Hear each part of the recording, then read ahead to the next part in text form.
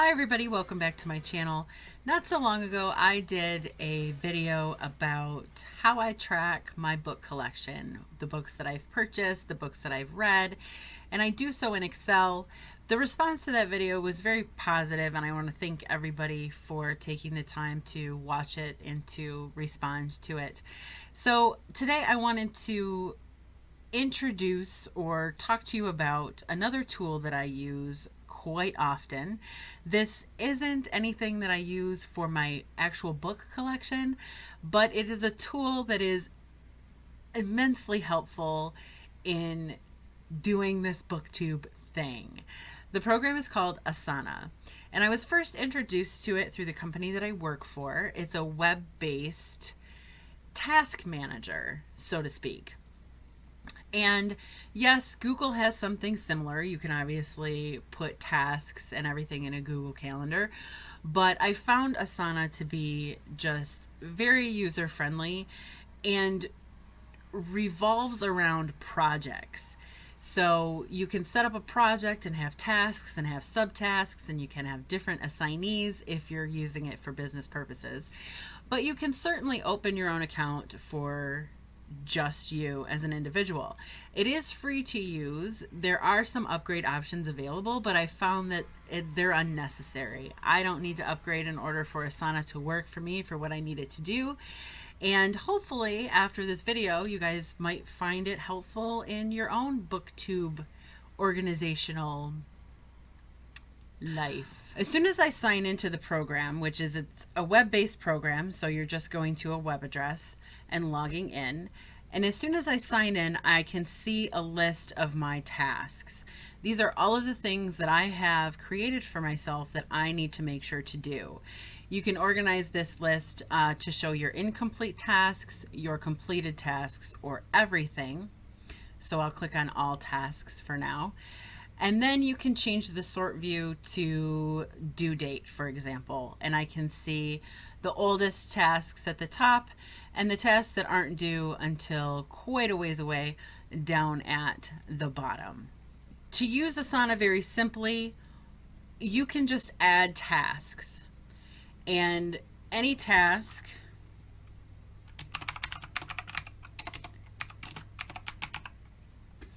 that you add can be assigned to a specific person, and you can select your due date as well. As soon as you've titled a task, it exists. So down here it says marked for today is BookTube task. If I click on it and open it again, it's still the same form that I had before. That would be the very simple way to use Asana to create tasks for yourself to do and to give them a due date, which of course makes them show up here in your calendar. But if you want to be a little bit more creative and a little bit more organized, you can actually create projects that you assign tasks to. So, for example, my current projects are advanced reading copies, video schedule, blog content, immediate TBR list, and filming schedule. If I click on one of these projects, it shows me every task in that project. It of course has all these neat things you can do, like give it a different color or add it to favorites, which makes it show up here at the top. You can view in a dashboard, which shows the progress of each project, which isn't very helpful unless you are using this in a business setting. But this is the dashboard that shows you how you're doing, whether you're failing at life or whether you're, getting shit done. To add a new project, you click this plus sign here, and you can name it and decide if you want it to be public to your quote-unquote company or private to just yourself. If you're not associated with any company or group of people, then it doesn't matter whether you select public or private. But once it's named,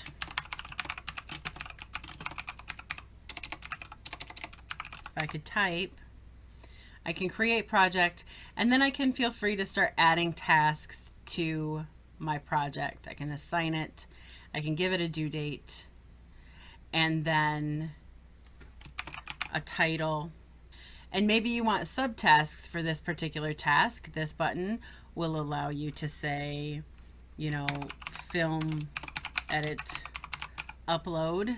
And each time you get one of those things done, you can mark it as complete. Creating a task immediately adds it to the calendar. There's no extra step to do so. Here is that project and that task that I just created.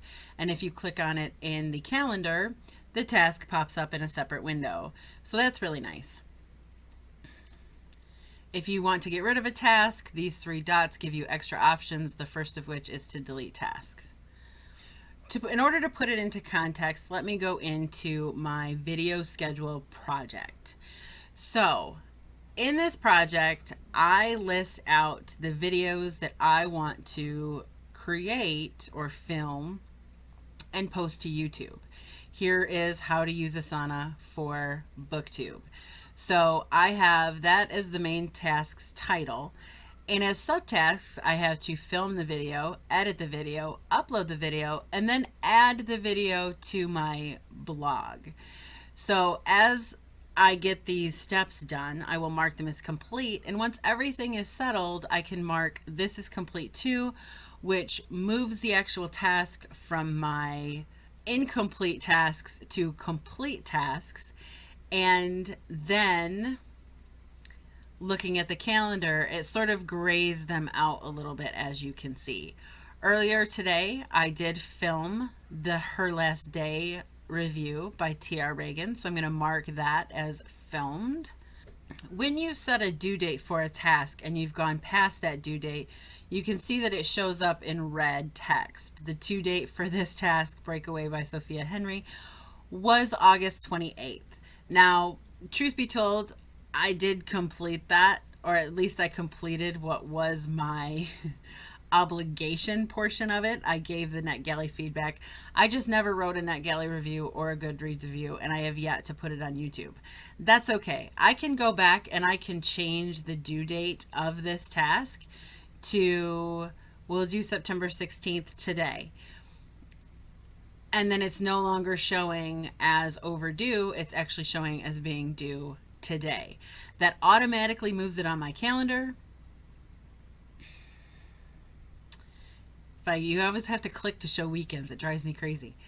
And here it is. Breakaway by Sophia Henry is here. When I mentioned that you could add colors, set highlight colors to your projects, the most beneficial reason to do that is so that they show up on your calendar in a grouped sort of way, an organized sort of way. So I know that yellow is my filming schedule. That means that whenever this yellow appears, I have videos that I need to film that day. So mostly and usually I'm filming on Saturdays. So as you can see, Saturday 9/16 and Saturday 9/23 have filming schedule tasks on them. My green tasks are arcs that I need to read and at least give feedback on. So I've added subtasks to all of them that include reviews in other areas and whether or not I want to make a YouTube video on it. But for the most part, the green projects exist so that I know that I have to review a book and I have to do it by a certain day, or I have to provide feedback for a book and provide it by a certain day. The pink projects are my video schedule. I put these tasks in on the days that I want the video to go live on YouTube.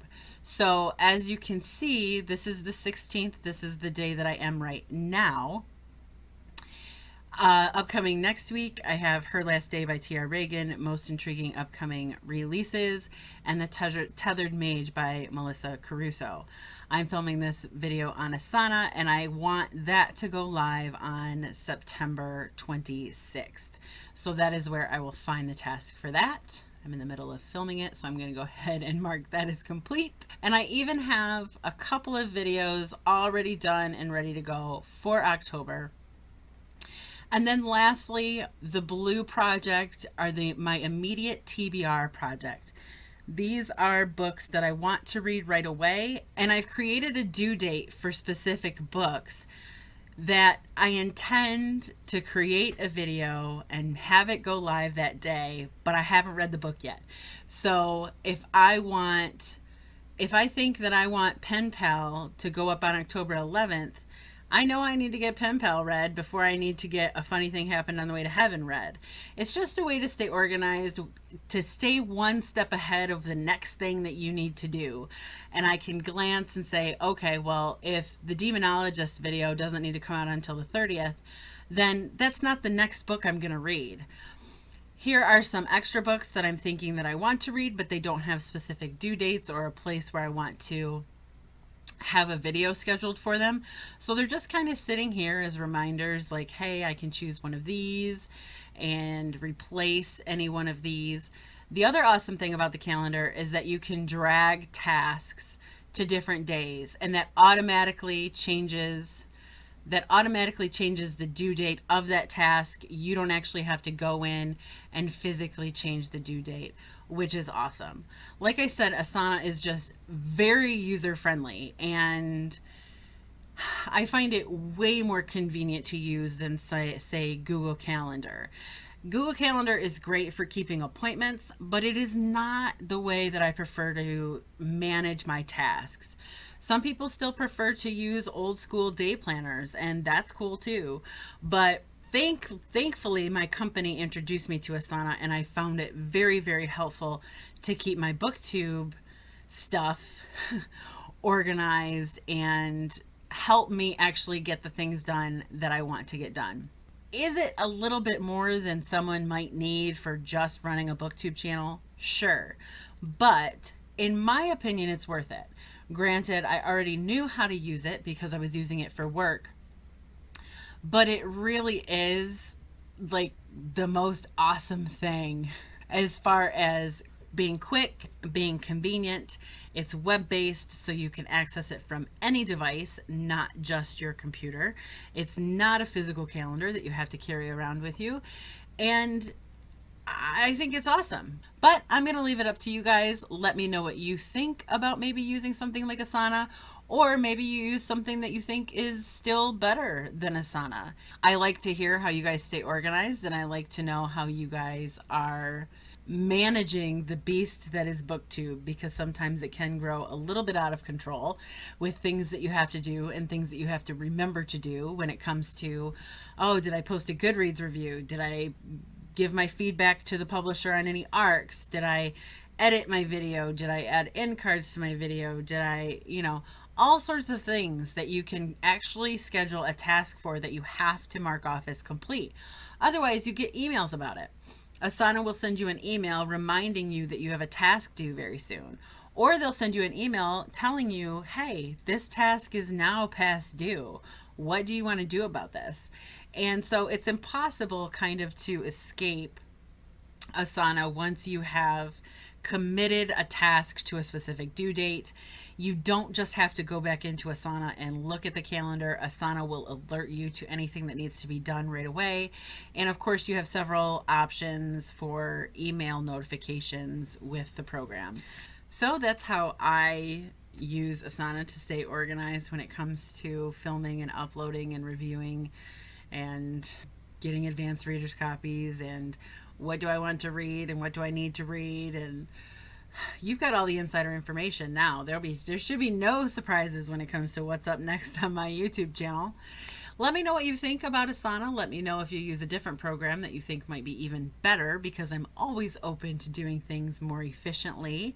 And if I can offer any additional help on how you guys can get started using Asana, I'll be more than happy to do so. It can get a little bit confusing at the beginning when you sign up, because it is expecting you to belong to a company. And you can bypass that and then be your own unique individual on Asana. But sometimes in the sign up process, it gets confused. It's kind of like, well, what company are you associated with? And you're like, I'm not. And Asana's like, are you sure? And you're like, yeah, just give me a freaking calendar so I can put tasks on it.